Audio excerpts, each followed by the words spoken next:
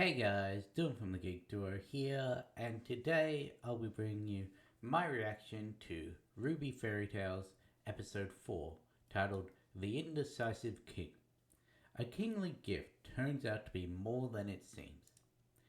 Now, this is one of the ones that I actually remember in its entirety, because this is one of the important fairy tales.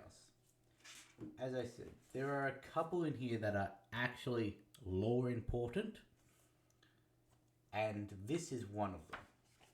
The other ones that are lore important are The Infinite Man, which isn't in this series for some reason, The Two Brothers, Story of the Seasons, Girl in the Tower, and yeah, those are the important ones. But this is the only one that we haven't actually seen that is in this series. And just looking at this, there seems to be an ad in this, so there's going to be another cut. Hopefully I can match it up well, but just in case, there may be a couple frames off partway through this episode. But yeah, let's get this started in 3, 2, 1, go. And I should clarify for those who don't remember from my first. By remember, I mean from the Phoenix Knight breakdown.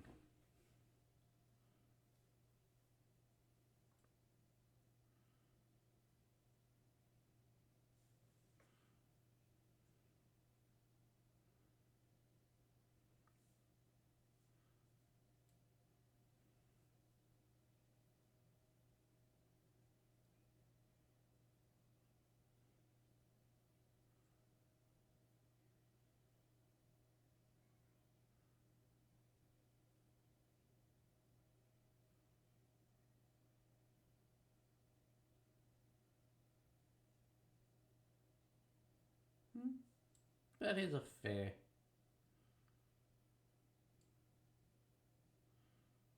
Much better than cut the baby in half.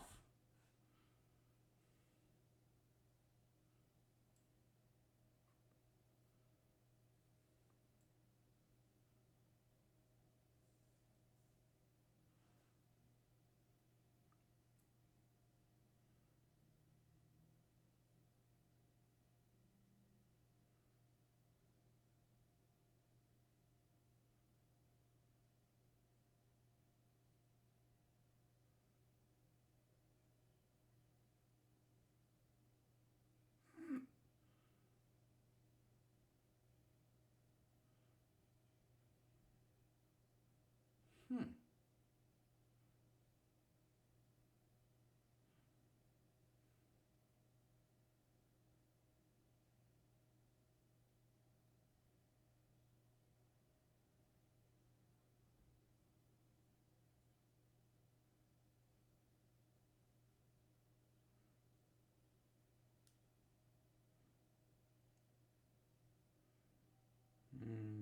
I do not trust you.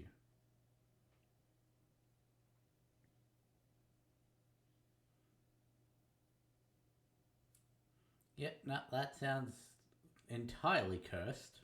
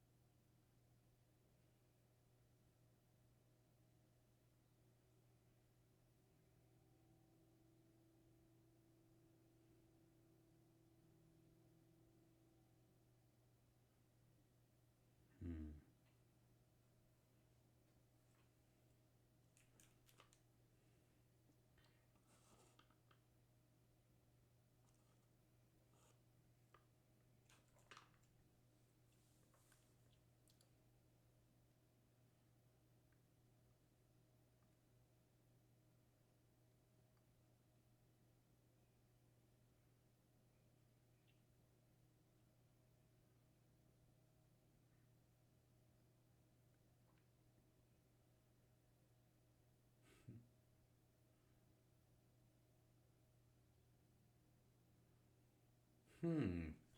Ever since he put the crown on, his choices are brought into question.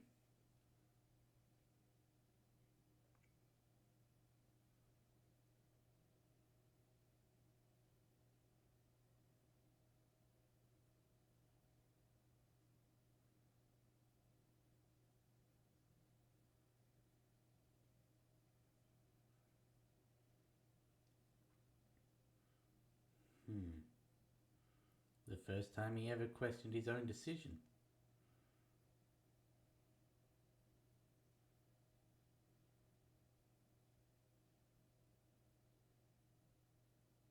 Hmm.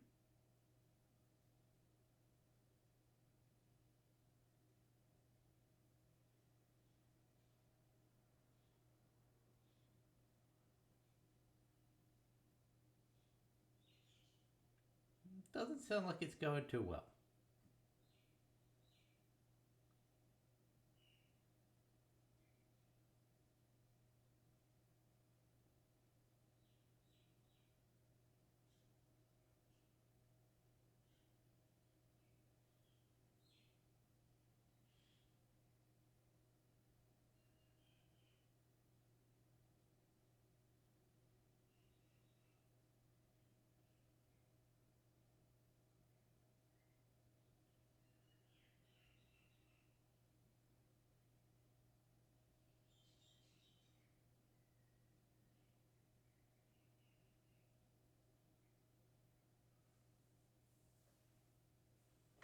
Hmm. She was there that day. She knows it all stems from that, even if he doesn't know she knows that.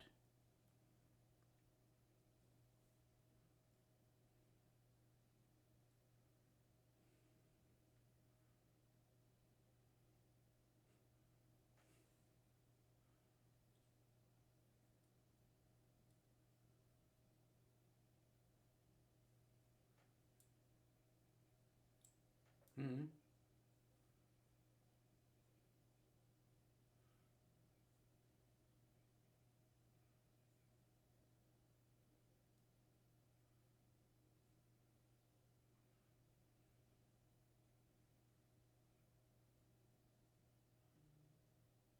No, that.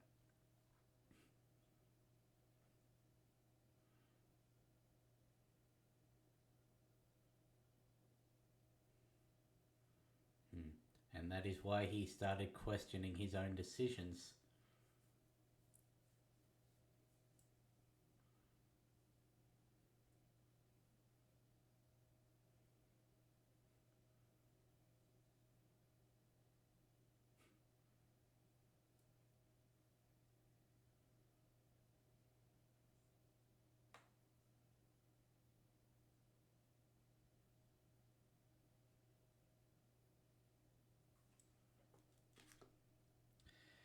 Okay, yeah,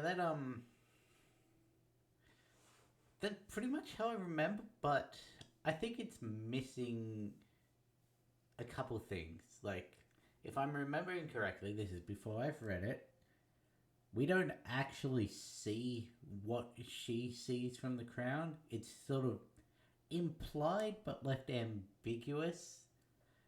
And yeah, I think he more uses the crown in the story. For those of you who don't put two and two together, this is the relic of choice, the crown of choice. It shows you a choice that you will have to make in the future. And yeah, so that it is one of the four relics, which is why this is an important lore based story. And yeah, it's the only information we have about the crown. Like, we know what the Lamp of Knowledge does, we know what the Staff of Creation does.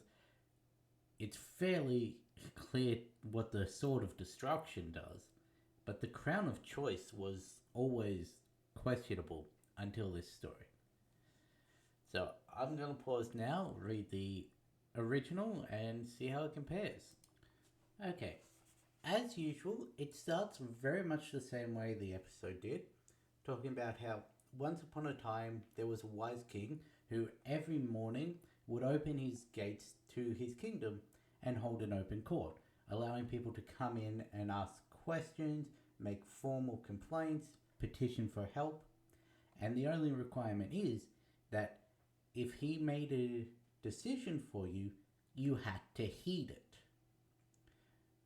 The two men who came in, it's like, my neighbor's tree fell on my fence and broke it.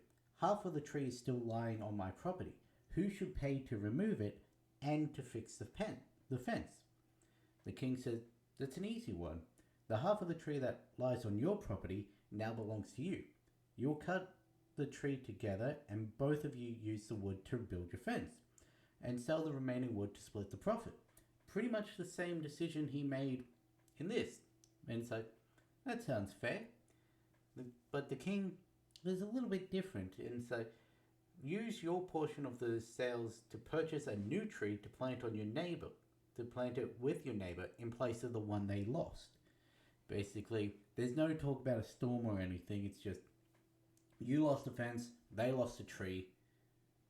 Build the fence out of the tree and then purchase a new tree to replace the one that fell.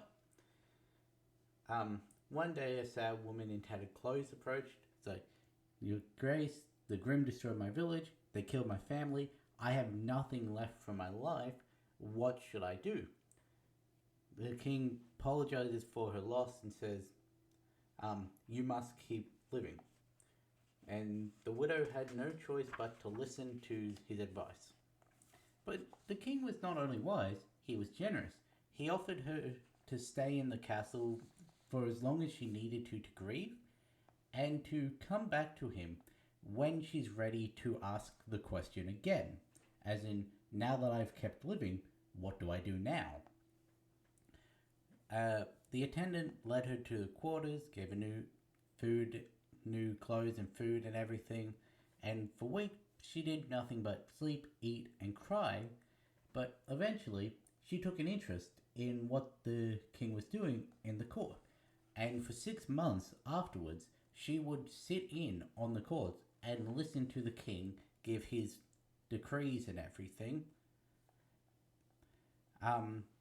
She admired his steady gentleness and perception. He always saw the truth of the situation and listened not only to people's words, but also to their hearts.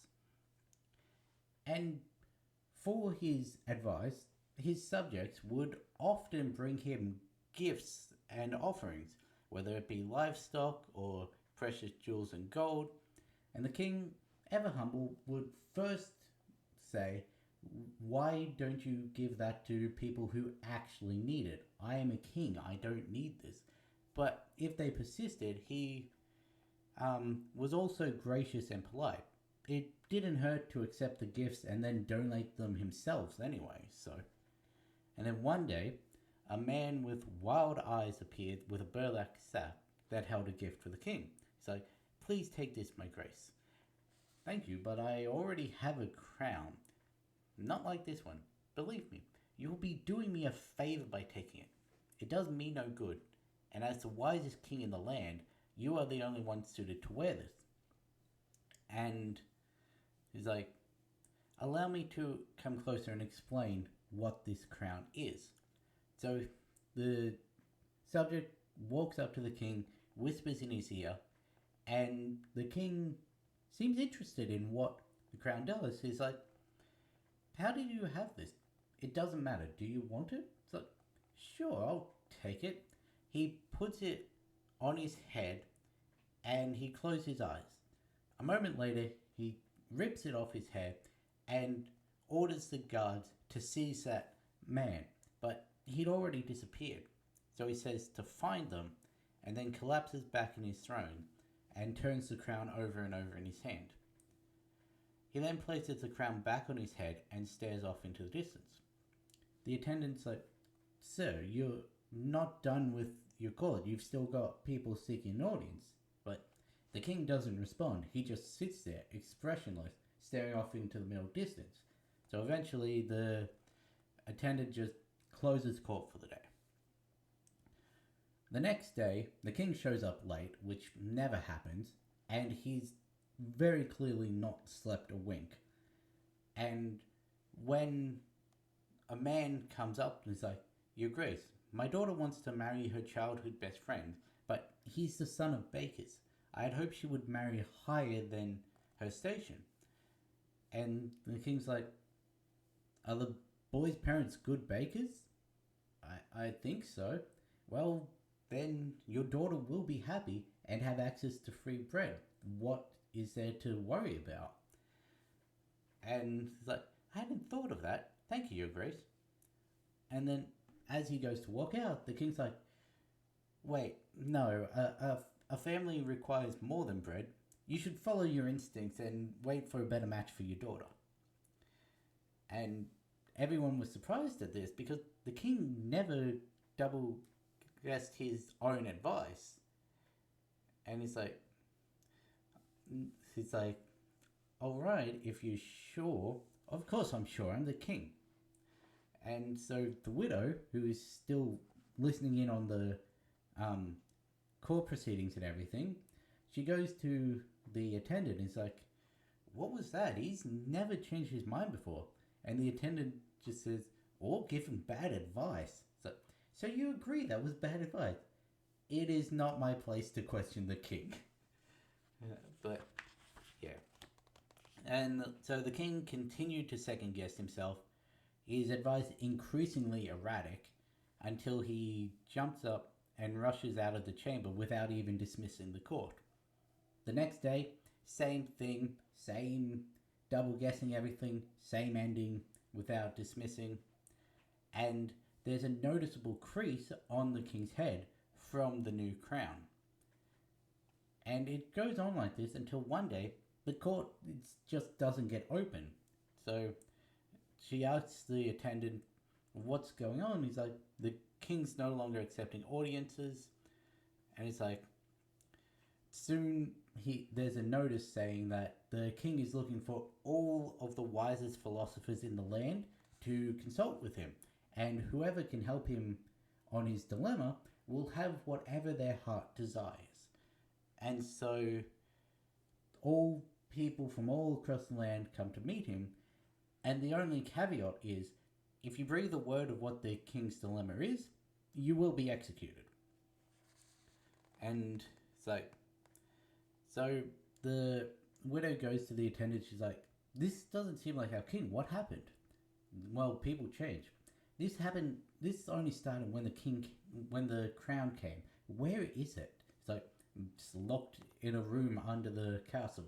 Only the king has access. And as soon as he's done meeting with these advisors, he rushes down there and locks himself in the room. And it's like, so the widow then goes to the lower levels. She investigates, finds the room, and she decides to hide in the room across the hall for the king to come, which, since he's currently in a meeting with one of these advisors, doesn't take too long.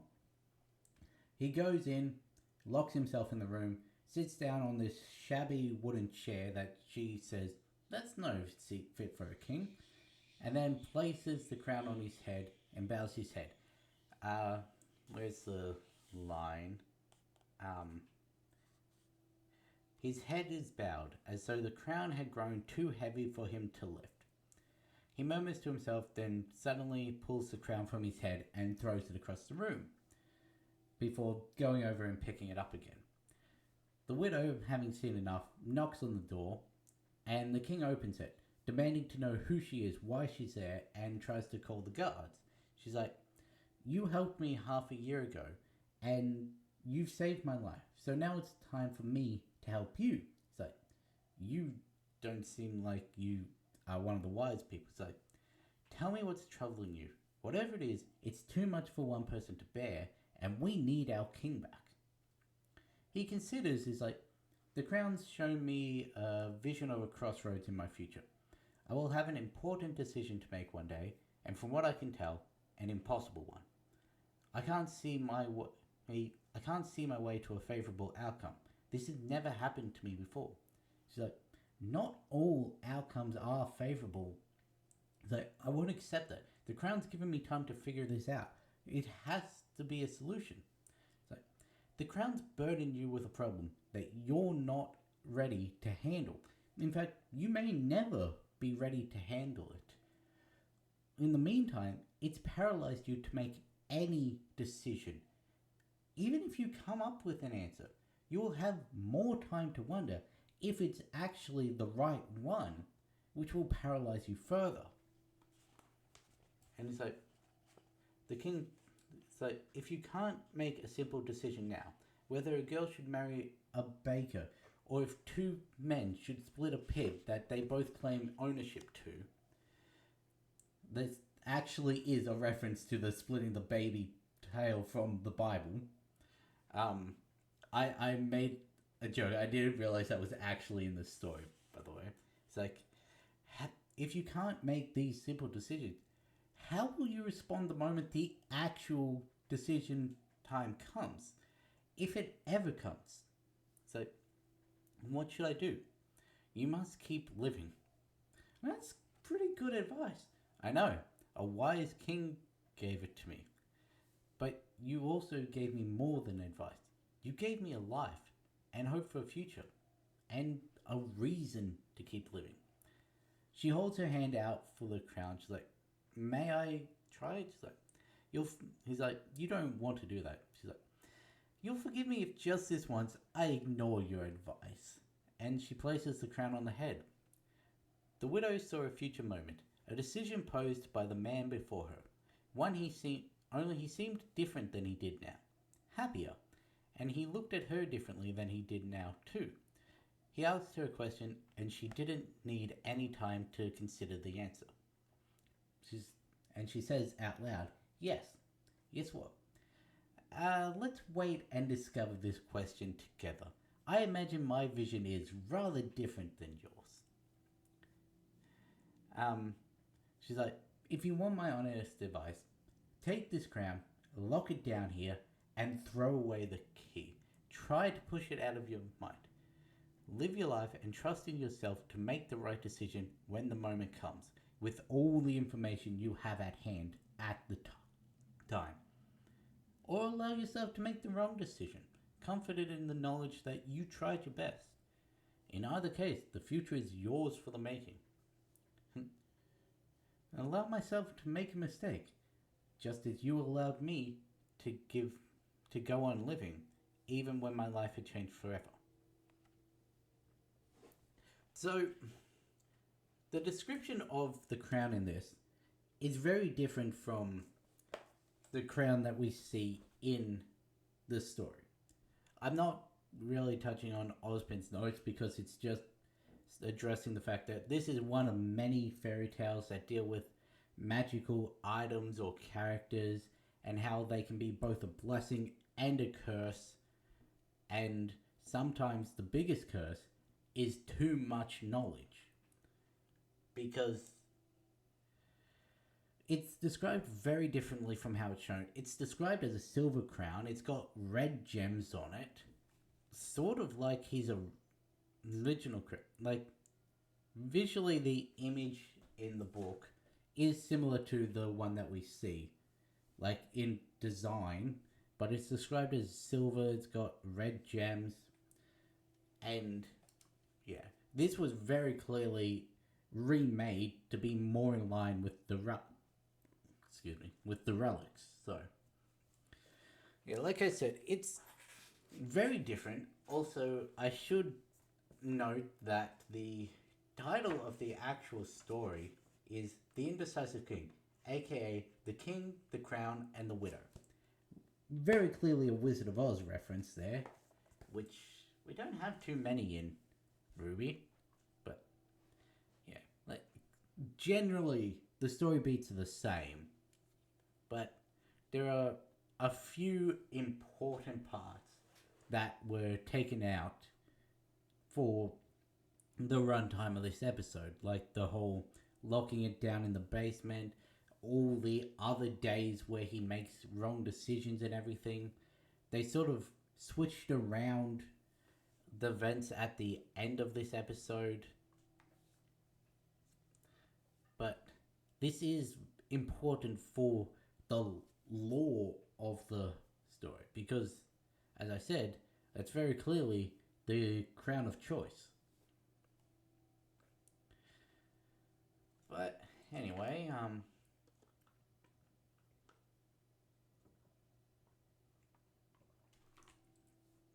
don't have much else to say about this episode because, all in all, even though it did take things out, it is pretty similar. And yeah, so it's interesting. Also, technically, I don't have to watch the next episode because it's shown in the actual show. I don't know why they decided to do that, but now I'm still gonna see it, and I'll catch you in the next one.